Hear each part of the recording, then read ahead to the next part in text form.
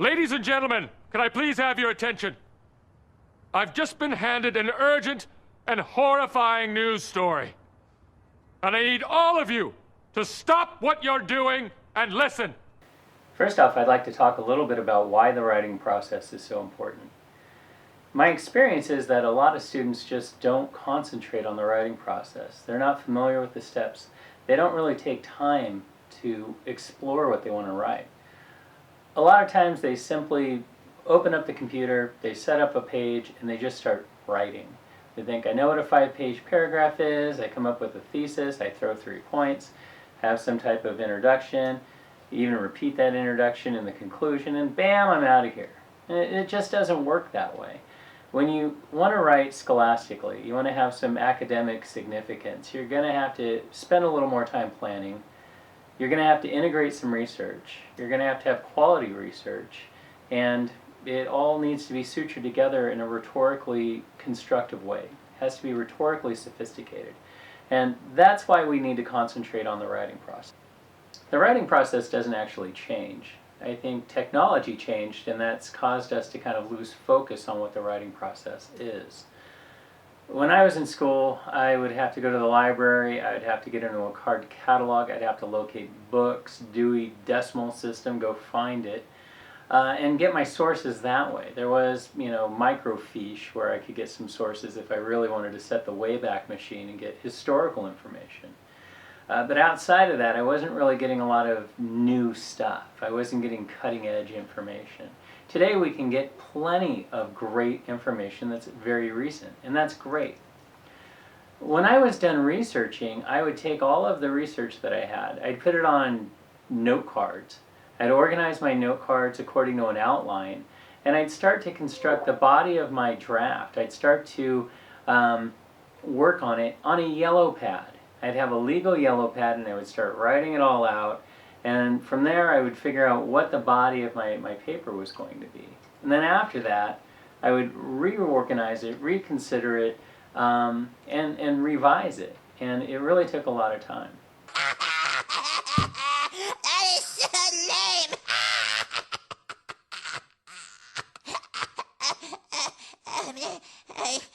So I started out with pre-writing. Pre-writing is anything that you do before you actually start writing. And within that, the very first thing I do is start researching. I really don't try to come up with what I want the paper to say. I try to figure out what the research says and then go from there. I've done it in the past where I've tried to do research to substantiate my perspective, and that can be really painful. If you have the opportunity, I would much rather keep it open, do the research, figure out what the research points to, and then kind of go from there as far as the direction of my essay. I think that's a little bit easier. After I get the research done, I start to craft an outline, start to figure out how I'm going to lay it all out. I may come up with a rough thesis. Oftentimes this will push me right back to the research phase because more questions come up and I need to kind of fill in gaps. So the pre-writing portion for me is really involved. It's a lot of research. Once I get the research, I start to outline. I may have research and not know what to do with it, and then I utilize free writing, where I just try to start writing about what I don't know and just see if anything comes up. Maybe I'll make lists, maybe I'll talk to other people about it, and just try to get some direction on it. But pre-writing is extremely important. When it comes to the actual writing, it really depends on what I'm going to be writing.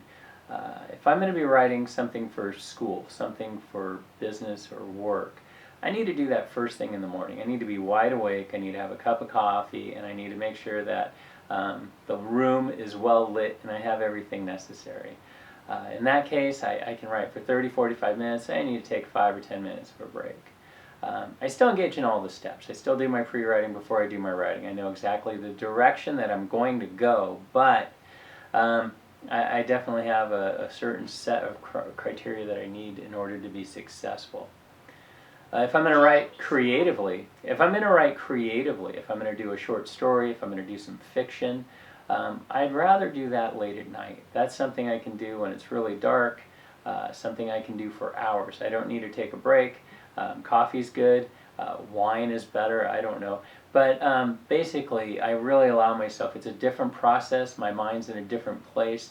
And because I'm thinking creatively, I'm not really trying to articulate something, I'm trying to express something. So I recognize immediately that my specific form of writing is going to be different depending on what I am actually going to be writing. Revision process. The big thing I really need for revision is some time. I need time between finishing my first draft and actually trying to re-examine it and figure out what's going on with it. You have to have time. You have to allow yourself a little bit of time to come back to it with fresh eyes. I recommend printing the copy up, trying to look at it on a piece of paper. That really helps because it allows me to kind of see how much space I've dedicated to each thing I'm trying to express. If you're doing that where you're just scrolling on the computer, you don't necessarily get that same feeling. When I'm holding a piece of paper in my hand, somehow that just helps me a little bit better to connect with it, I guess. It's something tactile, maybe. But definitely need to have some time on it. One of the things I like to do is what I call a reverse outline. I take the first draft of whatever I've written and I outline it. Now, I'm not looking at the outline that I used when I wrote the document. I'm actually looking at the document and creating an outline. This allows me to see what manifests on the actual document. I think I know what I wrote. I wrote it. But after being mired in it, actually working in it, sometimes you lose sight, right? You stick your head up and you're like, I'm not exactly sure what happened. And I think, wow, I really wrote a lot about this, and I wrote a lot about this. And then when you do a reverse outline, you find, wow, I really wrote a lot about the first item and barely covered the second item. We will be doing reverse outlines in the class, so you will get an opportunity to do that. Another thing I like to do for revision is allow my friends to read it, allow a coworker to read it, allow my boss to read it. Give somebody else an opportunity to point out my errors, point out the things they think could be solid. I think I understand what I'm writing, and maybe because I understand what I'm writing and what I'm trying to convey, I don't necessarily convey it. So having somebody else read over my document can kind of help them tell me, you missed a point, or this makes no sense, I'm confused. If you get the chance, if you find somebody in your life who really connects with your writing and your mind and the way your mind works, and it's just an amazing editor for you, you got to keep that person in your life. I found a few people in my college days where they really did a great job helping me revise and finalize my papers. And so I kept them around and I would bribe them with coffee, dinner, and beer and say, if you would possibly review whatever I was working on, I'll hook you up. So you got to find the people that help you out, keep them around, and ply them with whatever's necessary. I think the key to editing is really trying to figure out exactly where you have issues. You've been through the grammar classes, you've learned about the commas, you've learned about the semicolons, and at this point you may have them mastered and you may still struggle with them. The only way you get better at grammar is by addressing it, figuring out what you don't know and going after it. If you think, wow, I don't really understand a semicolon, you have to go find the semicolon rules online and learn them. If you think commas give me a problem, it's not enough just to say, well, I know commas give me problems. It's a problem. You have to figure out how to solve it. So my editing process really predicates itself on the fact that I know my shortcomings. I can comma splice better than anybody in the class, guarantee it. When I'm writing a rough draft, when I'm in the construction phase of my document, I don't worry about the commas. I just let my ideas come out. I'm trying to express myself rhetorically. I'm trying to get my ideas out there. So at that point in time, I'm not concerned about correctness. When I get into the editing phase, though, I print up my document, and I know commas are my hobgoblin. I will look for them specifically. And so that's just one of the things. You know what your errors are, you have to go find them.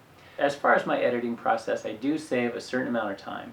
I allow myself that. I build that into my schedule. I know I need to edit, so I put that time aside. And this is crucial because it shows how you come across. If you don't take time to ensure that you've got your I's capitalized, your theirs are correct, your commas are correct, people start to judge you based on your inability to be correct. And so you start to lose the benefit of the doubt. People start to lose trust and faith in you. If you send an email, if I send an email to the dean of the English department and it's riddled with errors, I'm probably not going to get to teach the next semester. I am going to be judged for better or worse on correctness. So I definitely save time necessary to go over the document and just look for my specific errors. And I think that's the biggest thing. It's just knowing what you have specifically that it can be a problem. I look at each sentence in isolation. If you read over a sentence and immediately roll into the next one, you might miss some errors. Reading it aloud also helps me. I'll take some time, I'll come inside my office, and I'll just read it aloud slowly. So that, in a nutshell, is my writing process. I really spend a lot of time in the pre-writing. I spend a lot of time in my revision. When I do my writing, I don't know if I mentioned this, I try to get my writing done in one setting if possible. I don't want to break that up over days because I lose continuity of thought and try to figuring out what I was trying to express. But the pre-writing, which includes the research can take me 3 to 5 days. I spend a lot of time doing my research. Organizing my thoughts, pretty much maybe a couple hours, and then maybe doing some free writing or outlining or whatever, that kind of folds into that. I try to do my writing in one shot. I don't want to have it spread over days because I lose continuity of thought, not exactly sure what I was trying to express. So I do try to get my writing done in one segment. Again, depending on what it is, if it's at night or if it's in the morning, but I still try to get the entire draft, the original rough draft, done in one setting.